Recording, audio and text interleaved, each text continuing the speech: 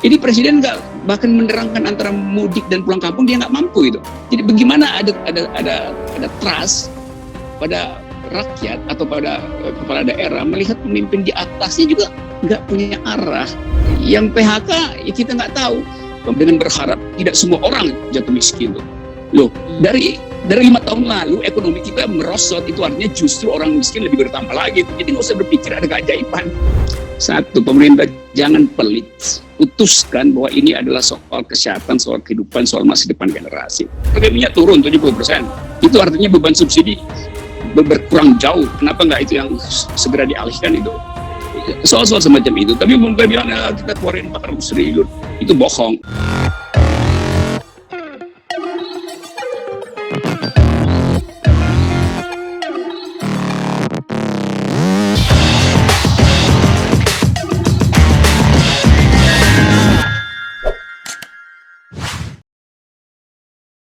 Saya kepengen ke Mas Rocky nih. Mas Rocky, tadi lihat Mbak Nina udah cerita soal bantuan yang diberikan, kelihatannya juga bukan hanya tidak tepat sasaran, jumlahnya juga nggak jelas, terus yang diberikan juga nggak jelas, terus seberapa lama, dananya, sumber dananya dari mana. Nah, kemudian tadi juga sudah dijelaskan betapa Mas Rocky sendiri yang bilang, betapa kondisinya kok agak kurang menguntungkan, kurang agak chaos. Menurut Mas Rocky, apa sih seharusnya yang dilakukan oleh pemerintah, baik pusat maupun daerah?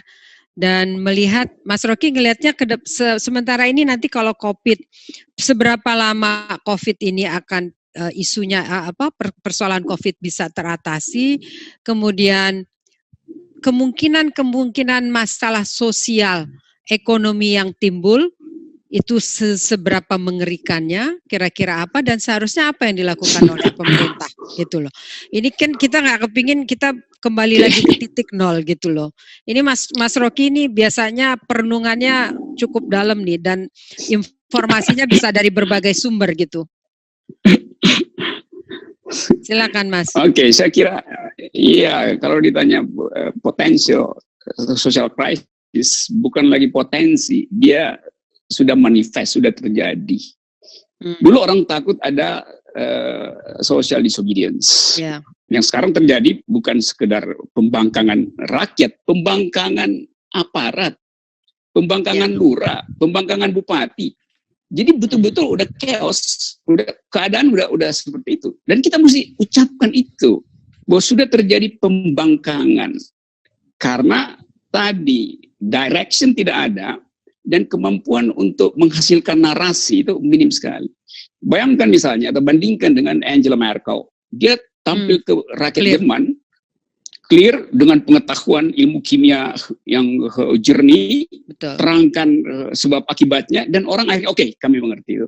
Ini presiden nggak bahkan menerangkan antara mudik dan pulang kampung, dia nggak mampu itu. Jadi bagaimana ada trust pada rakyat atau pada kepala daerah melihat pemimpin di atasnya juga nggak punya arah.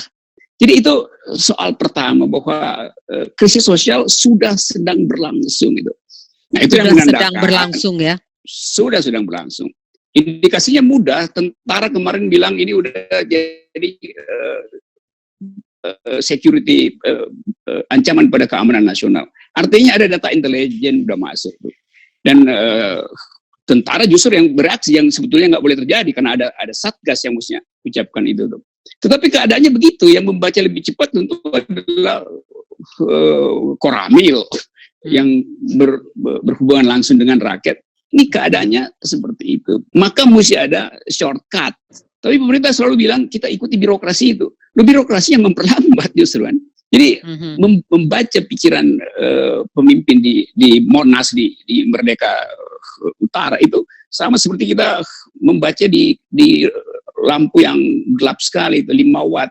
Padahal sehingga kita nggak tahu nih apa arahnya kan ini soal dari awal adalah itu aja tuh. Shortcut misalnya yang PHK ya kita nggak tahu, dengan berharap tidak semua orang jatuh miskin tuh. Loh, dari Dari 5 tahun lalu ekonomi kita merosot, itu artinya justru orang miskin lebih bertambah lagi. Jadi nggak usah berpikir ada keajaiban, kan gampang aja kan. Data 5 tahun lalu ya udah tambahin aja 30%, udah selesai. Tapi kan pemerintah berharap walau kita mesti irit, karena pelit makanya jadi rumit jadinya kan. Tanya aja perusahaan, berapa orang yang kalian PHK? Panggil pemimpin perusahaan yang bonafit. Pemerintah minta tolong pada perusahaan yang mem-PHK untuk membagikan uang santunan dari negara, tuh BLT apa segala macam itu. Lebih mudah kan? Administrasi perusahaan masih ada, jelas masih ada. Yeah. Setelah dia PHK, jadi mesti ada pikiran shortcut semacam itu. Tapi pikiran shortcut mesti datang dari orang yang mampu berpikir strategis. Kita sih kita teman-teman pengusaha pernah bilang itu kan ada BPJHT dari jaminan hari tua, uangnya tuh disimpan. Kenapa nggak itu dicairkan, dikasih ke teman-teman pegawai yang kena PHK gitu loh. Nah kemudian di-charge ke pengusahanya 1% supaya mengurangi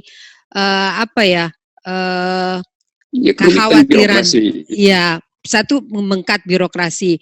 Untuk malpraktek atau ada penyimpangan kan bisa lewat bank, karena Amerika lakukan itu. Akuntansinya lebih terukur. Betul, bisa dilihat, dan pengusaha juga ketolong kan. Terus pegawai juga jelas clear siapa yang dapat, itu jawab Bu Nina. Tapi kita ajukan itu kelihatannya memang nggak dijawab juga sih, gitu, agak repot. Karena kalau langsung ke perusahaan nggak ada proyek, intermediate proyeknya nggak dapat itu.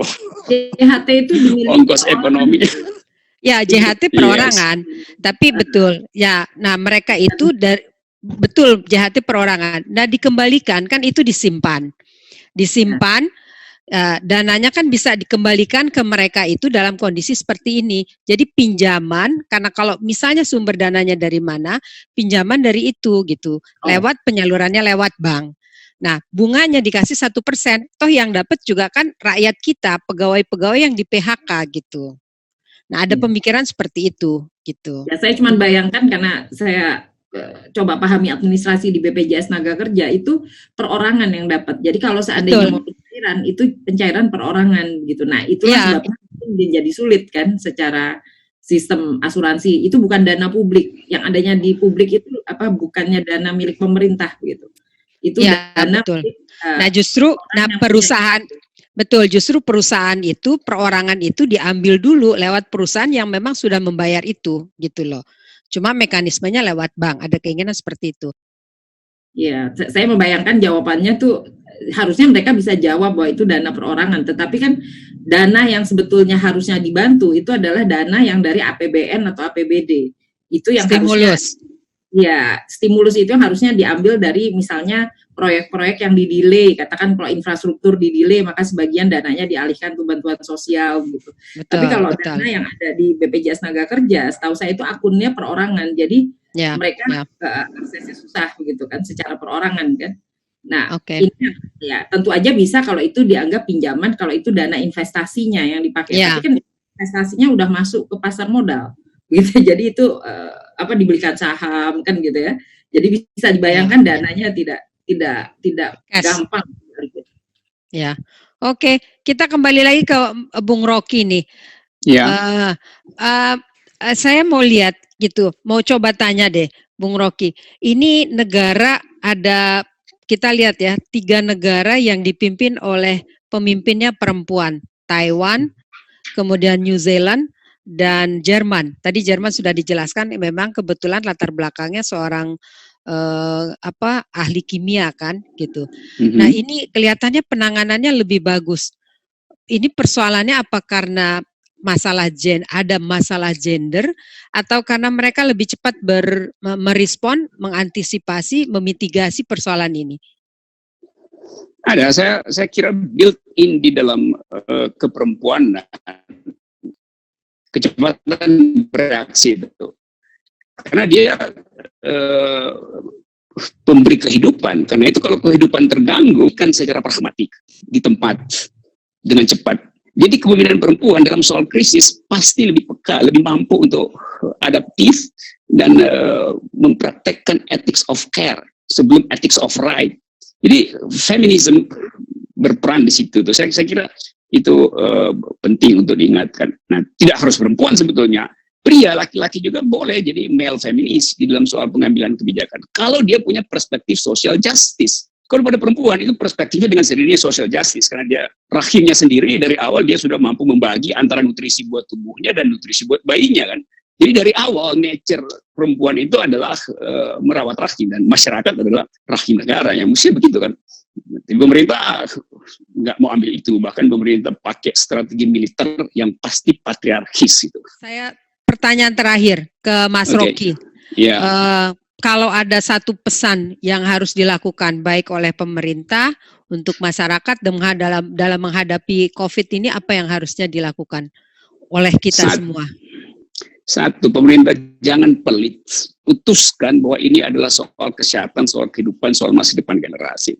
Karena ada banyak uang sebetulnya yang tiba-tiba dapat rezeki. Harga minyak turun 70%. Itu artinya beban subsidi berkurang jauh. Kenapa nggak itu yang segera dialihkan itu? Soal-soal semacam itu. Tapi pemerintah bilang kita keluarin 400 triliun. Itu bohong. 400 triliun itu direalokasi, diambil dari macam-macam sektor. Yang realnya cuma 70 triliun atau 60 triliun bahkan. Jadi penipuan semacam itu sekedar memamerkan kami sudah melakukan yang terbaik. Nggak ada yang terbaik di situ. Jadi datang ke publik, jujur bicara di depan media massa, beritahu kondisi sebenarnya ada apa itu. Jangan pesan riset dari luar negeri untuk memberi semacam rasa aman, optimisme. Nanti kita berhenti bulan Juni, berhenti bulan Desember. Itu riset pesanan. Banyak sekarang orang bikin riset pesanan kan. Nah, pemerintah yang pelit itu akan menghadapi delegitimasi yang makin menjadi-jadi 2 bulan ke depan. Jadi kita lebih baik bersiap-siap selain soal ketahanan kesehatan, ketahanan pangan, tapi juga potensi social unrest. Dan saya kira itu problem yang akan membahayakan kehidupan persaudaraan kewarganegaraan kita. Terima kasih Bung Rocky.